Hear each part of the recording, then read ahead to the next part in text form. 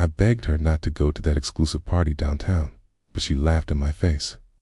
I never imagined what I'd see that night would change everything between us.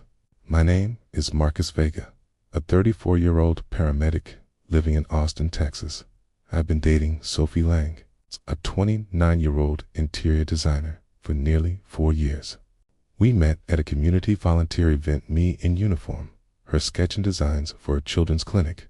We clicked instantly. Our lives together were simple but full of warmth. We spent Sundays cooking Tex-Mex at my small apartment, planned trips to nearby state parks, and binge our favorite crime documentaries.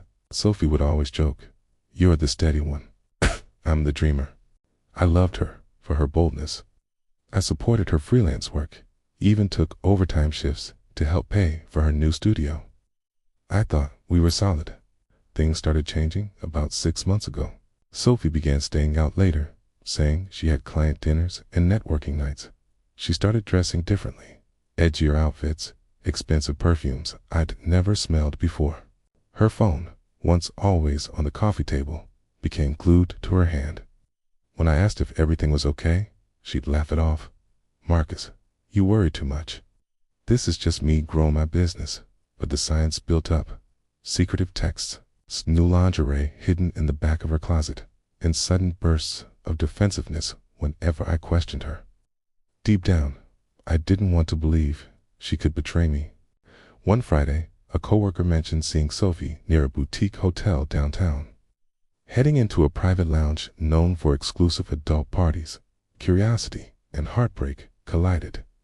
I decided to go there the following week, telling her I had a late shift. The neon sign outside the lounge glowed faintly. Velvet Nights. The doorman checked a list. I told him I was looking for someone. He let me peek inside. What I saw stopped me cold.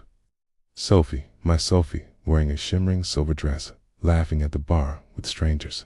Her hand lingered on a man's shoulder I'd never seen before. The entire vibe screamed seduction and secrecy. She wasn't networking. She was at a swingers night. My chest tightened. Anger, humiliation, heartbreak. Everything I'd built with her, every sacrifice, felt like a cruel joke.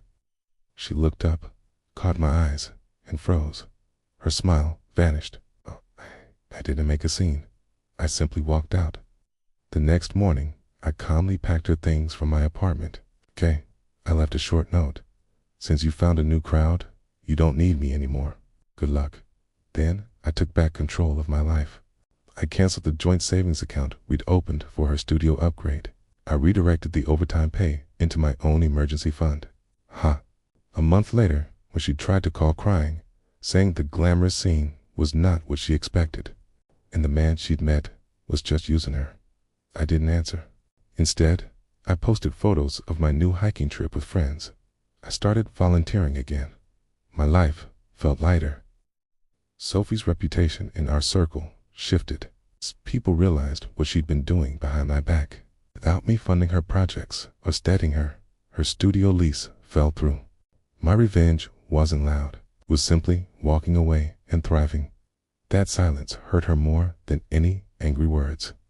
6 months later, I was promoted to lead paramedic.